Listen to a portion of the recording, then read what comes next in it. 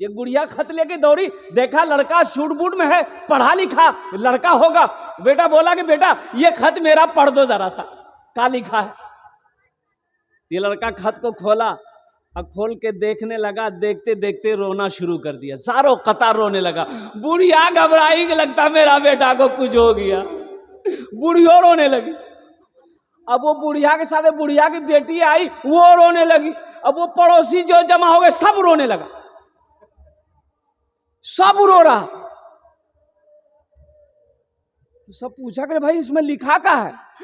बेटा बीमार हो गया कि मर गया, तुम रो कह रहे हो। तो नौजवान वो अपने आंसू को पोंछा, बोला अरे आप लोग मत रोइए। बोला फिर तुम कह रो रहे हो, खत में क्या लिखा। बोला खत में सब खैरियत लिखा है, लड़का आपका बहुत अच्छा है, वो पैसा भेजा है, तो फिर तुम रो क्यों रहे हो। तो नौजवान बोला रो इसलिए रहे हैं कि हमें पढ़ने नहीं आता, हमें पढ़ना नहीं आता, इसलिए रो रहा हूं कि काश उस वक्त बचपने में पढ़ लेते लिख लेते तो आज ये शर्मिंदगी उठानी नहीं पड़ती। इसलिए मैं अफसोस से मैं रो रहा हूं कि काश मैं पढ़ा लिखा होता तो इस खत को पढ़कर आपको सुना देता। इसलिए मेरे नौजवानों, मेरे बच्चों, तालीम हासिल करो। एक बात याद रखना, बगैर तालीम का कोई गुजारा नहीं है। कोई दलील अगर गड़बड़ा जाए जमीन का तो फिर आप कितना परेशान होइएगा। ये वकील को पकड़ो, वो मुंशी को पकड़ो, ये पढ़ा लिखा को पकड़ो, ये मास्टर साहब को पकड़ो। अरे जल्दी हमको सुनाइए इस पेपर में लिखा क्या है। जमीन वाली बात है, संपत्ति वाली बात है, दौलत वाली बात है, खेत वाली बात है। जरा हमको इस पेपर को पढ़कर सुना दीजिए कि आपने कभी सोचा कि अल्लाह ने जो ये कुरान भेजा है इसमें क्या अल्लाह का पैगाम है, क्या अहकाम है। कभी आपने कोशिश किया दरअसल पढ़कर, पढ़ने नहीं जानते तो सुने तो सही क्या लिखा है, कभी कोशिश किया। अल्लाह पूछेगा नहीं भाई, अल्लाह पूछेगा कि नहीं भाई। कुरान का हक यह है कि उसकी तिलावत किया जाए, उसके ऊपर में अमल किया जाए। कुरान का हक यह है उसको पढ़ा जाए, उस पर अमल किया जाए। क्या आपने कभी कोशिश की कुरान सुनने की, कुरान पढ़ने की कभी कोशिश की। हम तो बोलते नहीं, हम तो पढ़े लिखे नहीं हैं, हम तो जाहिल हैं, हमने ना पढ़नी है, हम ना पढ़नी है, हम पढ़ लिखल लिखे, हम जाहिल बानी। तो भाई आपने कभी कोशिश किया, क्या पढ़ने की कोई कैद है भाई, पढ़ने की कोई कैद है। एक बहुत बड़े मुहद्दिस गुजरे, बकरी चराते थे, बकरी, और उनकी जो बीवी थी ना, बड़ी गर्म मिजाज की थी, वो अहमियत ही नहीं देती थी। ये जाहिल थे, बेचारे जाहिल थे, बकरी चराते थे, उसी से घर की परवरिश होती थी, रोटी रोजी का, लेकिन बीवी अहमियत नहीं देती, बड़े दिमाग की गर्म। एक बार बैठ करके खाना खा रहे थे रात में, बीवी को गुस्सा आया, एक चम्मच उठाई, मारी चम्मच सर में, खून निकल गया। बड़ा गुस्सा आया, लेकिन गुस्सा तो आया लेकिन कुछ कर नहीं सकते। वो उठे वहां से और घर से निकल गए, और उसके सुबह होके कल होके सफर करना शुरू कर दिए। बगदाद पहुंचे, बगदाद पहुंचने के बाद मदरसे में गए। मदरसे में जाने के बाद आपने आलिम से मुलाकात क्या कहा, हजरत मैं पढ़ना चाहता हूं, मैं पढ़ना चाहता हूं। तो जो बच्चे बैठकर पढ़ रहे थे वो देखा, बोला तो बुढ़वा आया जो पढ़ रहे लिए, इतनी बड़ी बड़ी दाढ़ी,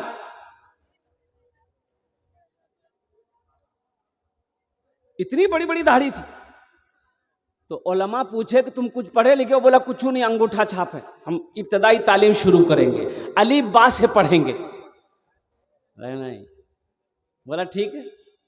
फिर शर्म आई, निकल गए मदरसे से। प्यास लगी, एक कुएं के पास गए, देखा एक औरत पानी निकाल रही थी, रस्सी डोल से, रस्सी से कुएं से पानी निकाल रही थी। तो देखिएगा वो रस्सी के घिसने से वो जो कुएं का पाट होता है ना, पत्थर का होता है ना, वो उसमें निशान लगा हुआ था। बुजुर्ग को समझ नहीं आया। ये अल्लाह वाले ने पूछा उस औरत से कि बेटी ये निशान कैसा निशान है, किसी ने काट दिया पत्थर को।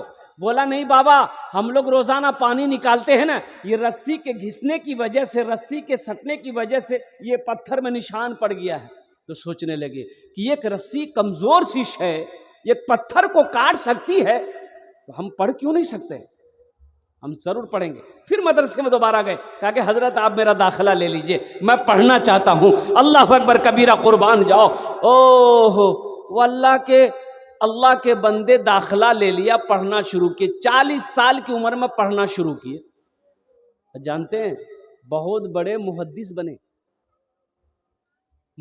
बने, किताब लिखी। पढ़ने की कोई उम्र कैद नहीं है, आप भी पढ़ सकते हैं। मैं तो कहता हूं कि मौलाना कासिम नदवी साहब ने जो ये मदरसा खोला है, जो ये पब्लिक स्कूल खोला है, कि आप रोजाना 15 से 20 मिनट नहीं निकाल सकते? ये अफसोस का मकाम है कि मुसलमान हो, कुरान पढ़ना ना जानता हो, मुसलमान का बच्चा हो, कुरान पढ़ना ना जानता हो, मुसलमान की बच्ची हो, कुरान पढ़ना ना जानता हो। ये अफसोस, सद अफसोस। अच्छा, जब इंतकाल हो जाएगा तो कब्र में जब फरिश्ते सवाल करेंगे तो वो अंग्रेजी में करेगा? अरे बोलो ना भाई, हैं? अरे बोलो ना भाई, बोलो ना। अरबी में करेगा कि उर्दू में करेगा? हिंदी में, संस्कृत में, अंग्रेजी में कुछ चलेगा? तुम अरबी में सवाल होगा, मन रब्बो का, तुम्हारा रब कौन है? तुम क्या कहोगे? नहीं, हम अरबी कहाँ पढ़े, हम तो अंग्रेजी में बोलेंगे। फरिश्ता कहेगा। तो इसलिए मेरे नौजवानों, कुरान पढ़ो, कुरान पढ़ो। खैरुकुम मन तअल्लम अल कुरान व अल्लमहु, अल्लाह के रसूल इरशाद फरमाते, तुम में सबसे बेहतर वो है जो कुरान सीखे, दूसरों को सिखाए। मैंने 65 साल से लेकर 75 साल के 5 बूढ़ों को कुरान पढ़ाया, अल्हम्दुलिल्लाह। मैंने, जिनकी उम्र 65 साल से लेकर 75 साल की उम्र थी, अल्हम्दुलिल्लाह 6 से 7 महीने लगे, कुरान पढ़ना सीख गए। अब मेहनत करके तो आप मोहब्बत, देखिए कुरान ये कहता है कि तुम जो हमसे मोहब्बत करता है, जो मुझे सीने से लगाता है, जो हमसे मोहब्बत करता है, जो मुझे सीने से लगाता है, हम उसको जमीन की पस्ती से उठाकर आसमान की बुलंदी पे पहुंचा देते हैं।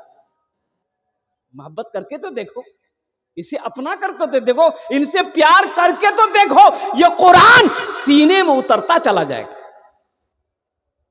सहरा में, जंगलों में, बयाबान में पढ़ो, मीनार गिर पड़े हैं तो मैदान में पढ़ो। ये बेखबर नजूमी तुम्हें क्या बताएंगे, कल होने वाला क्या है, ये कुरान में पढ़ो।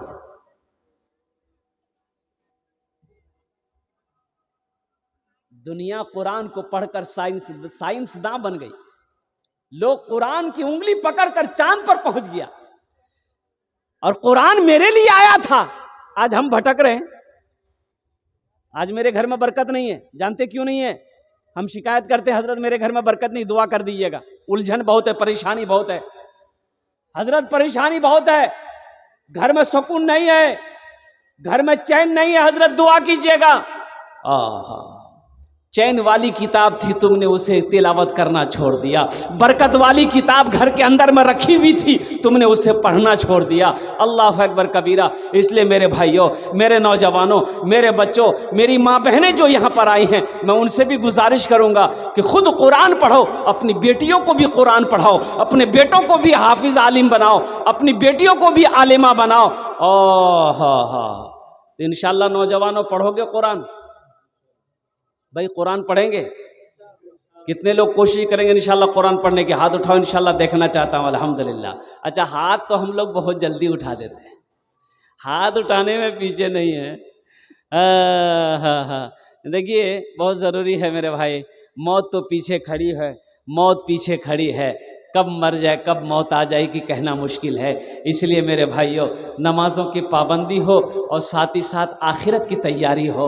ये वो किताब है कि जिस किताब को छू लो, छूने का अल्लाह सवाब दे देगा। जिस किताब को देखो, देखने का अल्लाह सवाब दे देगा। जिस किताब को सुनो, अल्लाह सुनने का सवाब दे देगा। और जिस किताब को पढ़ो तो फिर उसका मकाम क्या कहने। अल्लाह के रसूल सल्लल्लाहु अलैहि वसल्लम इरशाद फरमाते जो कुरान को देखेगा अल्लाह उसके गुनाहों को माफ़ कर देगा। सुभान अल्लाह बोले दा माशाअल्लाह। जो कुरान को देखेगा, जो कुरान को देखेगा अल्लाह उसके गुनाह को माफ़ कर देगा। इसलिए मेरे नौजवानों, जब कुरान देखने से गुनाह माफ़ हो जाता है तो जो कुरान पढ़ेगा उसका मकाम क्या होगा भाई? जो कुरान पढ़ेगा उसका मकाम क्या होगा? देखने का ये अजर है, देखने का ये सवाब है, देखने की ये फजीलत है, तो पढ़ने की क्या फजीलत होगी? इसलिए अपने बच्चों को कुरान पढ़ाइए, खुद कुरान की तिलावत कीजिए। अल्हम्दुलिल्लाह सुम्मा अल्हम्दुलिल्लाह, भले ही एक वक्त भूखा रहना पड़े लेकिन अपने बच्चों को तालीम से आरास्ता करो, अपने बच्चों को तालीम दिलाओ। अल्लाह के रसूल सल्लल्लाहु अलैहि वसल्लम 1450 साल पहले आपने इरशाद फरमाया था, अगर तुम्हें इल्म हासिल करने के लिए चीन जाना पड़े तो चले जाना, लेकिन जाहिल मत रहना।